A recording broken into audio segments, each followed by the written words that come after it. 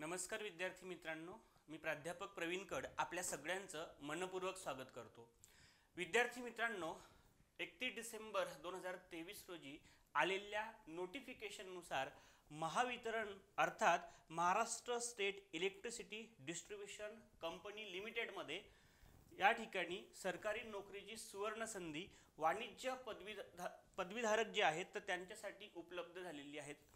तर बघा, या ठिकाणी आपल्याला एकूण जागा आहेत 468 इतक्या आणि पदाचं नाव जे आहे ते आहे ज्युनियर असिस्टंट। ओके, तर ज्युनियर असिस्टंट या पदासाठी या ठिकाणी भरती प्रक्रिया राबवण्यात येणार आहे आणि एकूण पोस्ट किती आहेत?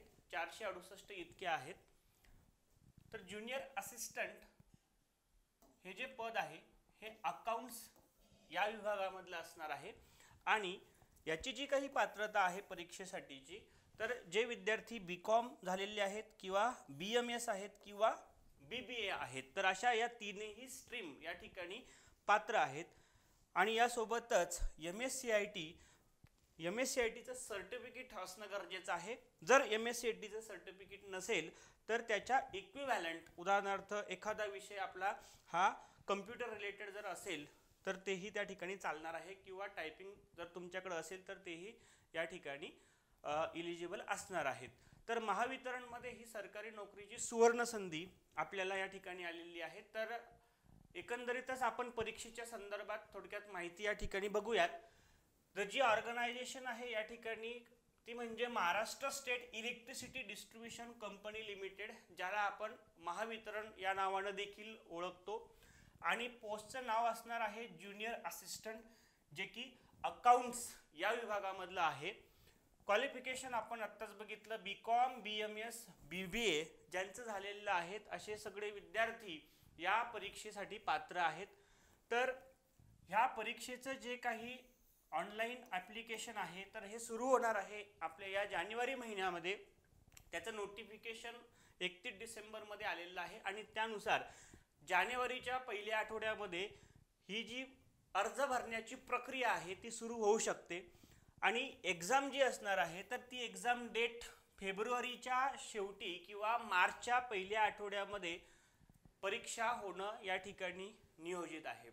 आपल्याला परीक्षा शुल्क पण या ठिकाणी दिलेलं आहे बघा। ओपन कॅटेगरीसाठी 500 रुपये इतकं शुल्क आहे आणि त्याच्यामध्ये GST ॲड होणार आहे आणि रिझर्व कॅटेगरी जे आहे तर त्यांच्यासाठी 250 रुपये प्लस GST असं एक्झामचं शुल्क असणार आहे। आपली ही जी परीक्षा होणार आहे तर ही होणार आहे ऑनलाईन MCQ टेस्ट। ओके, म्हणजे computer based online MCQ test असणार आहे। आणि लँग्वेज कोणती असणार या परीक्षेची तर लक्षात घ्या, याच्यामध्ये असं सांगितलेलं आहे, जी नोटिफिकेशन आली आहे या नोटिफिकेशनमध्ये जो की पॉईंट नंबर आहे 12.25, या पॉईंटमध्ये आपल्याला एक गोष्ट जी नवीन आहे आणि जी विशेष आहे ती लक्षात घ्यायची आहे। ती गोष्ट कोणती आहे तर जी ऑनलाईन टेस्ट असणार आहे आपली ही इंग्लिशमध्ये असणार आहे। ओके, फक्त मराठी लँग्वेज हे जे असणार आहे तर ते मराठी लँग्वेजचे प्रश्न मराठीमध्येच विचारले जातील। मात्र रिझनिंग जे असणार यासोबतच क्वांटिटेटिव्ह ॲप्टिट्यूड असणार आणि प्रोफेशनल टेस्ट म्हणजे ज्याच्यामध्ये आपला अकाउंटन्सीचा जो काही सिलेबस आहे तो पोर्शन जो असणार आहे तो मात्र या ठिकाणी इंग्लिशमध्येच विचारला जाईल। त्याच्यासाठी मराठी ऑप्शन मध्ये प्रश्न नसणार आहेत। तर हा एक महत्त्वाचा पॉईंट या ठिकाणी आपण लक्षात घेणं गरजेचं आहे। त्याच्यानंतर ही जी परीक्षा आहे ही परीक्षा एकूण होणार आहे बघा 150 मार्कांसाठी जी ही परीक्षा होणार आहे आणि ह्या 150 मार्कांचं जे कन्व्हर्शन आहे हे कन्व्हर्शन होणार आहे 100 मार्कांमध्ये। ओके, म्हणजे 150 मार्कांचं कन्व्हर्शन हे 100 मार्कांमध्ये होणार आहे आणि ही परीक्षा क्वालिफाय होण्यासाठी किंवा इलिजिबल ठरण्यासाठी आपल्याला मिनिमम क्वालिफाईंग मार्क्स या ऑनलाईन टेस्टमध्ये मिळवणं गरजेचं आहे। तर ओपन कॅटेगरीसाठी ते आहेत 40 मार्क्स, म्हणजे किती पैकी 100 पैकी 40 मार्क ओपन कॅटेगरीच्या विद्यार्थ्यांनी मिळवणं गरजेचं आहे। आणि रिझर्व कॅटेगरी जी आहे तर रिझर्व कॅटेगरीसाठी किती मार्क्स आहेत तर 30 मार्क आहेत. तर हे मार्क्स किती पैकी असणार आहे 100 पैकी जेव्हा कन्व्हर्शन झाल्यानंतरची ही गोष्ट आहे. मात्र हे 40 किंवा 30 मार्क मिळाले म्हणजे आपण या ठिकाणी परीक्षा पास झालो असं होत नाही. तर त्याच्यानंतर काय लागणार आहे तुमचं मेरिट लागणार आहे आणि त्या मेरिटमध्ये येणं आपल्याला गरजेचं आहे. तर एकूण 468 पदांसाठीची ही परीक्षा होणार आहे. म्हणजेच याचा अर्थ असा की पहिले जे सुपर 468 असणार आहेत मेरिटमध्ये आलेले अशा लोकांचं काय असणार आहे कॅटेगरीनुसार त्यांचं सिलेक्शन त्या ठिकाणी होणार आहे. त्याच्यानंतर आपण पुढे बघूयात ज्या काही वॅकन्सीज या ठिकाणी आपल्याला देण्यात आलेल्या आहेत. तर त्याच्यामध्ये बघा ओपन कॅटेगरीसाठी आहेत 102 जागा आहेत ओपन कॅटेगरीसाठी. शेड्यूल कास्ट म्हणजे SC साठी आहे 70 to 72 जागा. शेड्यूल ट्राईब ST साठी आहे 47 जागा. VJA साठी आहे 14 जागा. त्याच्यानंतर NTB साठी आहे 7 जागा. NTC साठी आहे 18 जागा. NTC नंतर NTD आहे बघा 17 जागा. SBC साठी आहेत 4 जागा. OBC साठी आहेत 116 जागा. EWS साठी आहे 71 जागा. तर अशा पद्धतीने एकूण 468 पदांसाठीची म्हणजे सगळ्यात मोठी आणि एक चांगली जाहिरात या ठिकाणी असल्याचं आपल्याला सांगता येईल. याच्यानंतर आपल्याला या ठिकाणी हे बघायचं आहे की रेम्युनरेशन किंवा पगार किती असणार आहेत. तर या ठिकाणी ही गोष्ट आपण लक्षात घेतली पाहिजे की पहिले जे 3 वर्ष आहेत सेवेची ही पहिली 3 वर्ष कॉन्ट्रॅक्च्युअल बेसिस असणार आहेत. म्हणजे थोडक्यात आपण त्याला आपला एक 3 वर्षाचा प्रोबेशन पिरियड असं समजूया. तर पहिलं वर्ष जे आहे या पहिल्या वर्षी म्हणजे फर्स्ट इयरमध्ये जो पगार मिळणार आहे तो 19,000 रुपये प्रति महिना इतका असणार आहे. त्याच्यानंतर दुसऱ्या वर्षी हा पगार 1,000ने वाढत जाणार आहे तो म्हणजे इथे 20,000 होईल आणि तिसऱ्या वर्षी तो किती होणार आहे 21,000 होणार आहे. ओके. तर हे आहे एक कन्सोलिडेटेड तुमचं मानधन किंवा रेम्युनरेशन पहिल्या 3 वर्षांसाठी. त्याच्यानंतर पहिले जी काही 3 वर्ष आहे या 3 वर्षामध्ये समाधानकारक जर तुमची कामगिरी असेल सॅटिस्फाईड वर्क त्या ठिकाणी असेल तर तुम्हाला सेवेमध्ये नियमित केलं जाईल. म्हणजे कॉन्ट्रॅक्च्युअल जो या ठिकाणी एम्प्लॉई असेल तो एम्प्लॉई या ठिकाणी रेग्युलर गव्हर्नमेंट एम्प्लॉई असणार आहे आणि त्याचा पगारही त्या तुलनेने वाढणार आहे. आणि यासोबतच या नोट 1 मध्ये जे सांगितलेलं आहे आपल्याला नोटिफिकेशनच्या जर तुमचं पोस्ट ग्रॅज्युएशन असेल कॉमर्समध्ये किंवा फायनान्समध्ये म्हणजे उदाहरणार्थ MCOM असेल MBA असेल तर अशा विद्यार्थ्यांना रेम्युनरेशन जे असणार आहे ते एक्स्ट्राचे 1,000 रुपये त्या ठिकाणी मिळणार आहे. म्हणजे पहिल्या वर्षी त्याला 20,000 रुपये मिळतील असा त्याचा अर्थ होतो. ओके. नोट नंबर 2 जी आहे या नोट नंबर 2 मध्ये असं सांगितलेलं आहे की जे कॅन्डिडेट या ठिकाणी सिलेक्ट होतील त्यांना प्रोव्हिडंट फंड सुद्धा मिळणार आहे. म्हणजे PF साठी सुद्धा ते काय असणार आहे एलिजिबल होणार आहे आणि यासोबतच ग्रॅच्युटी मिळण्यासाठी सुद्धा ते पात्र ठरणार आहेत. त्याच्यानंतर नोट नंबर 5 ही आपल्याला महत्त्वाची आहे. याच्यामध्ये असं सांगितलेलं आहे की after successful completion of contract period जो की किती वर्षाचा असणार आहे 3 वर्षाचा असणार आहे. तर हा 3 वर्षाचा जो कॉन्ट्रॅक्ट पिरियड आहे हा जर तुम्ही सक्सेसफुली कंप्लीट केला सॅटिस्फाईड रित्या तो पूर्ण केला तर काय होणार तर candidate will be absorbed in regular post.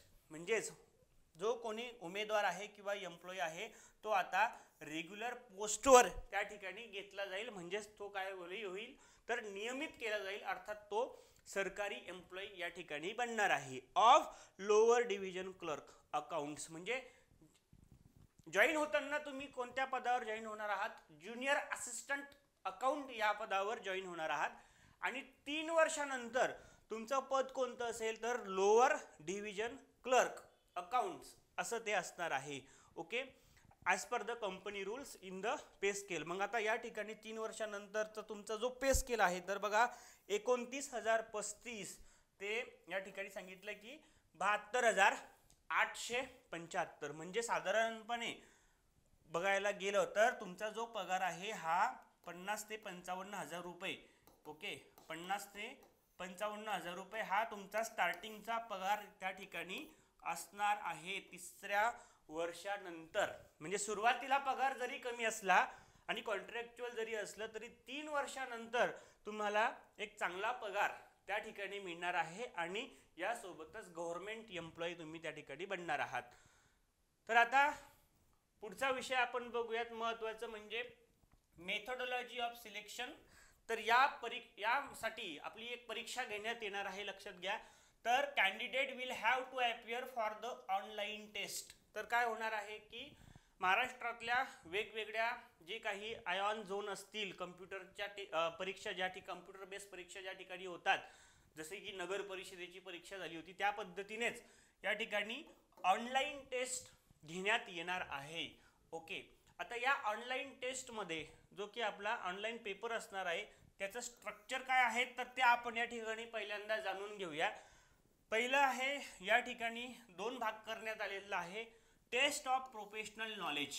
तर आपण या ठिकाणी अकाउंट्स या विभागामध्ये ही परीक्षा देणार आहोत, म्हणून आपल्याला अकाउंट्स संदर्भात या ठिकाणी नॉलेज जे असणार आहे ते विचारण्यात जाणार आहे.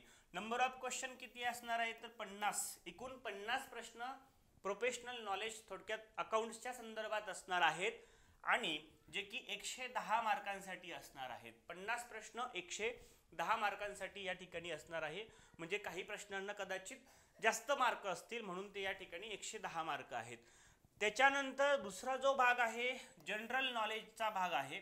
मात्र या जनरल नॉलेजमध्ये आपल्याला कोणते विषय आहेत तर बघा 3 महत्त्वाचे विषय आहे. पहिला आहे रिझनिंग, दुसरा आहे क्वांटिटेटिव्ह ॲप्टिट्यूड आणि तिसरा आहे मराठी लँग्वेज. रिझनिंग 40 प्रश्न आहेत. 40 प्रश्न जे की 20 मार्कांसाठी विचारण्यात येणार आहे. म्हणजे जवळपास एका प्रश्नाला अर्धा मार्क अशा पद्धतीनं त्याचं डिवायडेशन आहे. क्वांटिटेटिव्ह ॲप्टिट्यूड 20 प्रश्न 10 मार्कांसाठी आहेत आणि मराठी लँग्वेजवर किती प्रश्न आहेत?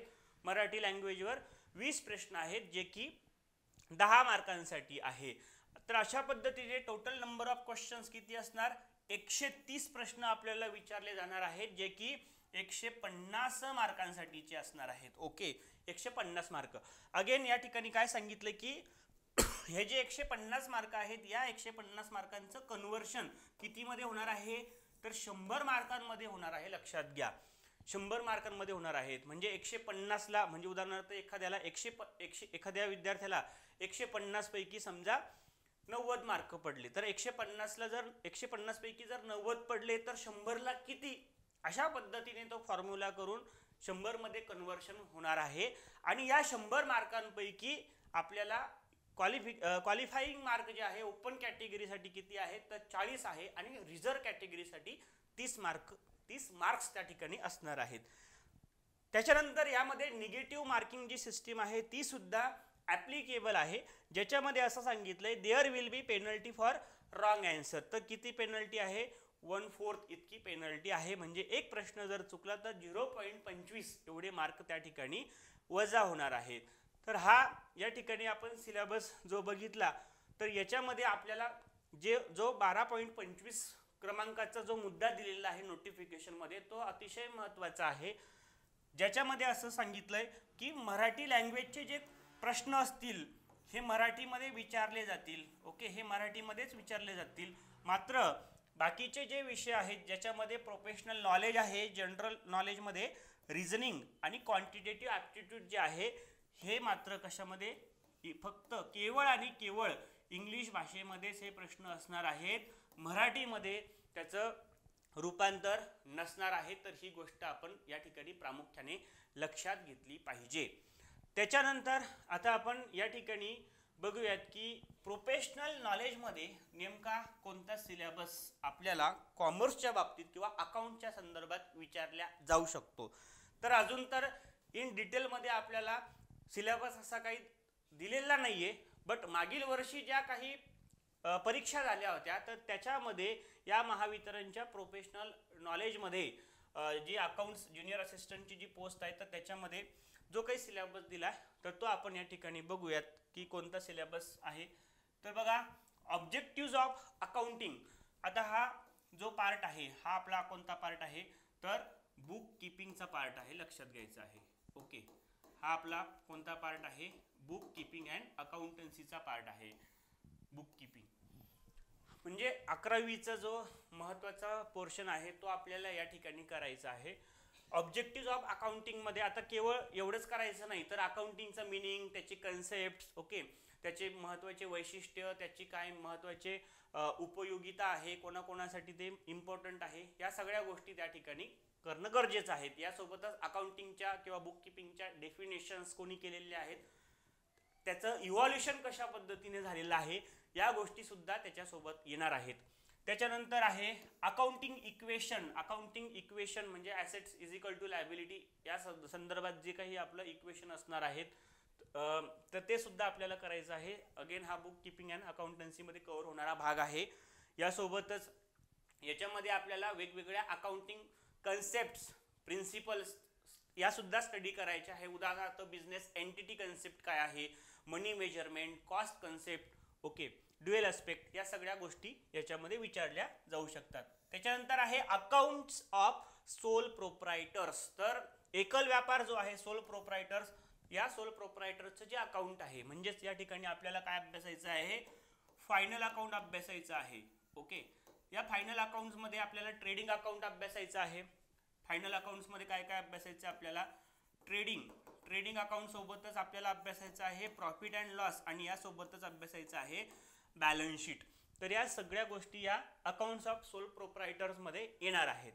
त्याच्यानंतर नॉट फॉर प्रॉफिट ऑर्गनायझेशन म्हणजे जे आपले NPO आहे, तर त्या NPOचं जे काही फायनल अकाउंट आहे, ज्याच्यामध्ये आपण काय अभ्यासणार आहोत, तर रिसिप्ट अँड पेमेंट अकाउंट हे एक महत्त्वाचं असणार. त्याच्यानंतर इन्कम अँड एक्सपेंडिचर आणि बॅलन्स शीट हे आपण नॉट फॉर प्रॉफिट ऑर्गनायझेशनमध्ये अभ्यासणार आहोत, जो की हा 12th स्टँडर्डचा महत्त्वाचा युनिट आहे. ओके, त्याच्यानंतर आहे बघा अकाउंटिंग प्रॉब्लेम्स. मग अकाउंटिंगवर काही आपल्याला प्रॉब्लेम सुद्धा त्या ठिकाणी दिले जातील. उदाहरणार्थ क्लोजिंग स्टॉकची किंमत काढा, किंवा ओपनिंग स्टॉक कशा कॅल्क्युलेट करायचा, किंवा डेटर्स कशा पद्धतीने कॅल्क्युलेट करायचे, म्हणजे गिव्हन सम्स जे आहेत त्याच्यावर आधारित आपल्याला प्रॉब्लेम्स विचारले जाणार आहेत. त्याच्यानंतर शेअर्स अँड डिबेंचर्स. तर हा थिअरी पार्ट आहे. शेअर्स अँड डिबेंचर्स थोडक्यात एक कंपनीचं जे काही अकाउंट्स आहे त्याच्याशी संदर्भात हा आपल्याला थेरॉटिकल पार्ट विचारणार आहेत. शेअर म्हणजे काय, शेअरचे प्रकार कोणकोणते आहेत, त्याचे कॅरेक्टरिस्टिक्स कोणकोणते आहेत, यासोबत डिबेंचर्स म्हणजे कर्जरोखा म्हणजे काय, त्याचे वेगवेगळे प्रकार कोणकोणते आहेत, त्याचे कॅरेक्टरिस्टिक्स हे सुद्धा आपल्याला अभ्यासायचे आहेत. त्याच्यानंतर फायनान्शियल स्टेटमेंट्स. अगेन आपल्याला कंपनीचे जे काही फायनान्शियल स्टेटमेंट आहेत त्याचा अभ्यास याच्यामध्ये करायचा आहे. म्हणजे परत आपल्याला trading account, PL account, balance sheet हे तर त्याच्यामध्ये येणारच आहे, परंतु कंपनी ॲक्ट 2013, तर या कंपनी ॲक्ट 2013 नुसार कंपनीचे जे काही फायनान्शियल स्टेटमेंट आहेत तर ते सुद्धा अभ्यासायचं आहे आपल्याला. त्याच्यानंतर म्हणजे उदाहरणार्थ याच्यात कॅश फ्लो स्टेटमेंट वगैरे याचा सुद्धा समावेश होणार आहे. Principles of auditing. आता हा जो विषय चालू झालेला आहे आपला, हा कोणता विषय चालू झाला या ठिकाणी, तर ऑडिटिंगचा चालू झालेला आहे, ज्याला आपण अंकेक्षण असं म्हणतो. तर अंकेक्षणाची तत्वे जो विषय आहे, तर ऑडिटिंगच्या डेफिनेशन्स, त्याची उपयुक्तता काय आहेत, ऑडिटिंगमध्ये असलेल्या महत्त्वाच्या काही कन्सेप्ट्स जसं की व्हाउचर असेल, व्हाउचिंग असेल, ओके, ऑडिटर्स रिपोर्ट असेल, या सगळ्या अभ्यासायच्या आहे. टेक्निक्स ऑफ ऑडिटिंग आहे. त्याच्यानंतर मध्येच कॅश फ्लो स्टेटमेंट आले. अगेन हा या ठिकाणी आपल्याला सांगता येईल की फायनान्शियल स्टेटमेंटमध्ये आपण हे कॅश फ्लो स्टेटमेंट सुद्धा अभ्यासत असतो. म्हणजेच थोडा पार्ट हा बेसिकचा आहे आणि थोडं ॲडव्हान्स अकाउंटिंगचा सुद्धा पार्ट या ठिकाणी टाकलेला आहे. Planning and audit. तर परत हे ऑडिटच्या संदर्भात मुद्दा आलेला आहे. Test checking and sampling. Again ऑडिटिंगच्या संदर्भातच आहे हे.